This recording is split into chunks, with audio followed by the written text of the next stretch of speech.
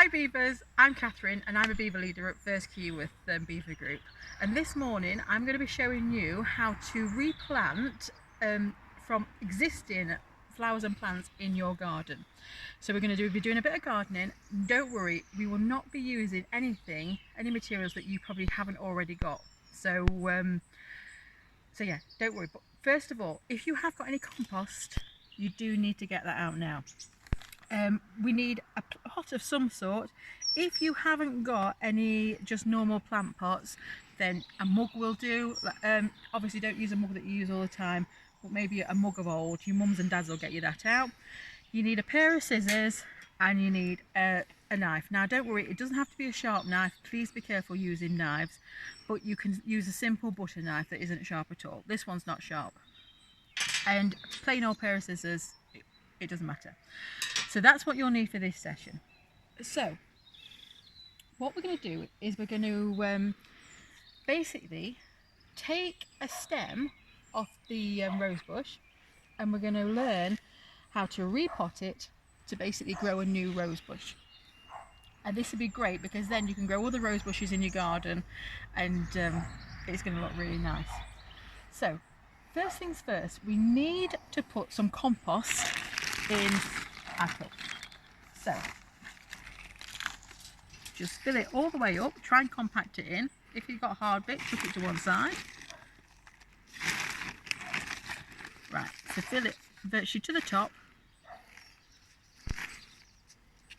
push it down, take out the really big. Right, so once you've filled that with soil, now we're going to take our clipping. So grab your scissors. Now what you need to remember is when we're taking a clipping off any sort of plant, we're going to do lavender, we're going to do a tree in a minute as well. So for any stem that you take, please make sure it hasn't got any bulbs on, because them bulbs will basically grow, they'll flower here, but they will die in ours. So do not take any with any flowers already existing on. So what we need to do is we need to have a good look through, and that one's got a stem. What we'll do is we would take, nope, that's not the rose bush.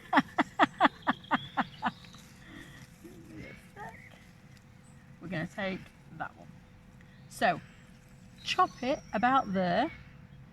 You don't need to chop it further down because basically they've got other shoots growing off them. So basically just cut it there. Okay. So we'll bring that to one side. Now, as we're looking at our stem, just take off any excess leaves that are coming up, but leave one at the top.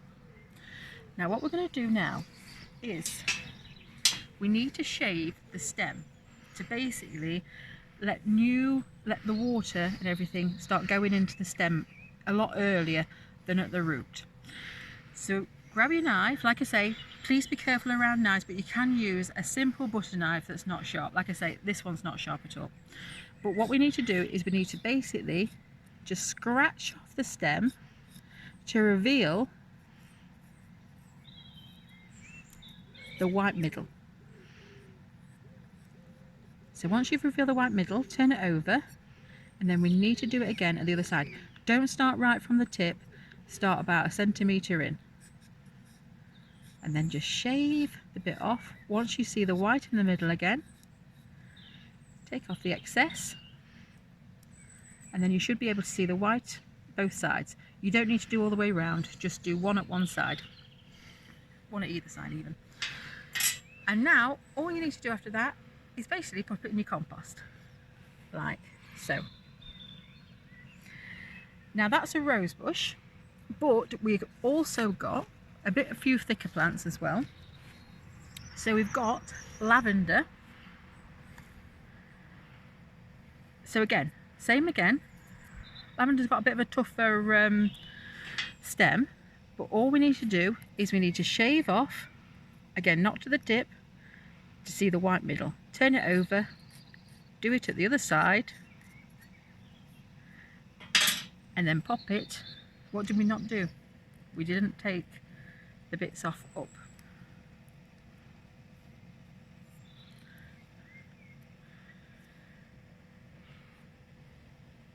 Now at this point you may be thinking, why don't we take them all off?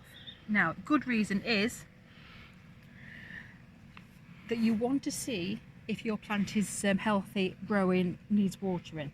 The best way to do that is leave just one leaf on, because if it dries or starts to die, you know that your new seedling hasn't taken. If the leaves are looking healthy, then you know you're watering it well and it's growing well, and you can soon replant into the ground. So that's why we leave a few leaves on. Don't leave a lot of leaves on, because unfortunately as it's growing, your water will be going to this way, that way, that way, that way, that way. And actually all you want it to do is, in the first instance, as we're growing it from the cutting, is basically go up the stem. You don't want it to go here and then go off to leaves, up here, off to another leaf. We just want it to grow all the way up to the stem. So we've done roses, we've done lavender, and it was simple as anything.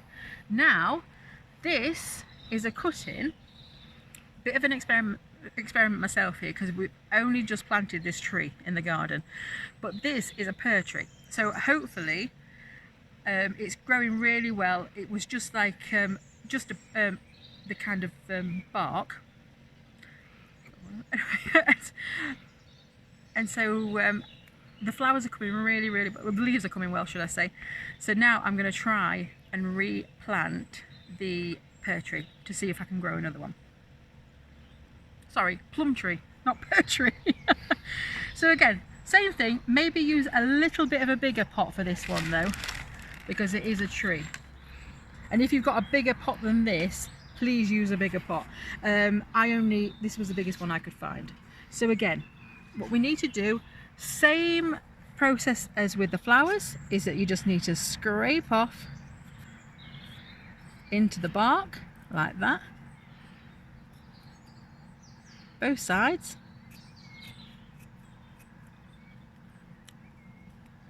and then just pop it in your soil. The one thing we must do after we've done all that, there was another rose one from earlier on, is that we must give it plenty of water in order for them to grow. So as soon as you've planted, again, I'm using a table that's kind of got loads of holes in it anyway, but if you are using a table that hasn't, then maybe put them on the ground to do this bit. So you basically need to saturate them. So we put our compost in, but you really do need to really saturate the soil in order for them to grow. And then as you're saturating, you can also see if you've got enough soil in there. The lavender one could probably do with some more. So we'll pop a bit more of the compost in there.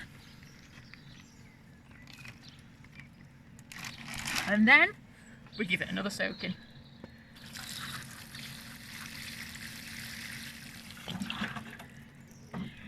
So that is replanting from saplings.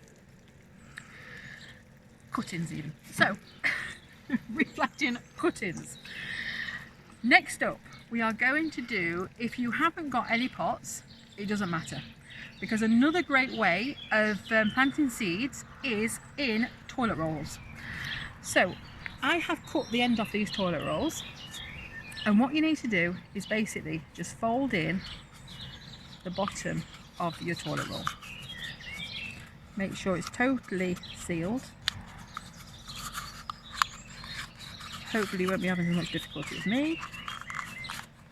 So like that. Doesn't need to be perfect, just needs to be sealed. So then once you've got your little pot like that, pop some compost in.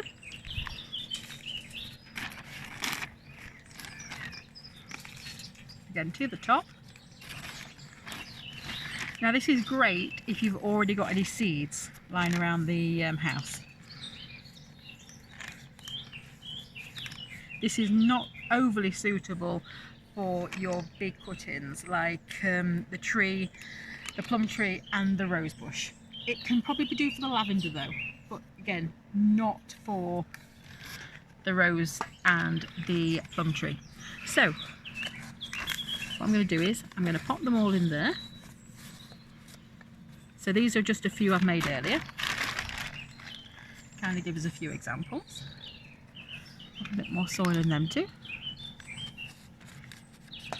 And then this is perfect if you've got just some seeds lying around the house.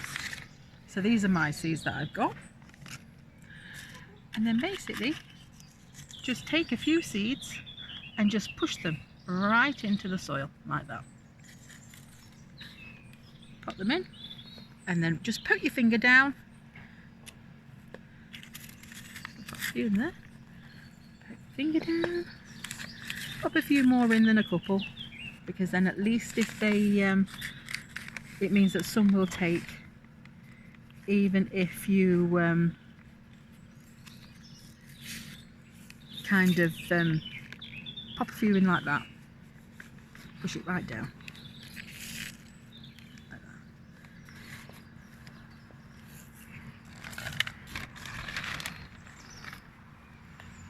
Now don't be disheartened if these don't all grow into something amazing. When you're taking cuttings and replanting, they don't always take, but they will take more often than not if you keep watering them. Normally cuttings will only die and flowers will only die in the first instant if they need water and need feeding. You don't need anything else. You don't need any miracle grow. You don't need any root growth thing. I can't even think what that's called. It's something like root grower. Nothing like that. You just need to basically shape the bottom on your cuttings and make sure they're watered well. In the first few weeks you need to water them probably every day. You don't need to soak them every day, you just need to soak them in the first instant, but you do need to water them probably every day for the next couple of weeks if it doesn't rain. You can leave them outside if it rains, that's fine. But you do so, and then you can replant them into the ground once they've taken. If they die, some things are not meant to be, but it's no fault of our own. It's a great excuse to do some more though, isn't it? So with the toilet roll, just seeds again, give it a good soak in, make sure they all get a good watering as well, good feeding, and then just leave them with that. Try and put them in a little tray, because then again it gives them the water that it can still keep coming up into the soil once you've given them. Obviously don't drench them as much as the other ones because they're a lot smaller. And that, Beavers, is our gardening.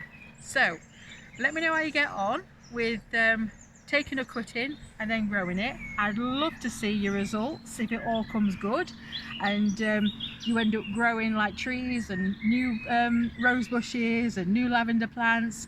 And you know, some of our plants in the garden are absolutely amazing, lovely colours. So you know, keep us all posted about how you get on in the next few weeks, and if you start seeing new shoots growing up out of them, please send pictures to your leaders, because they will be really interested to know. Anyway, so that's gardening. That'll keep you entertained for a little bit. Keep carrying on after the video ends and really kind of keep going with your soil and everything and your cuttings and everything. The more pots you've got, the more compost you've got, the more you can do. And the more you do, the more you're going to be successful with at least a few of them. So that's gardening. I've been Catherine, and I'll see you later.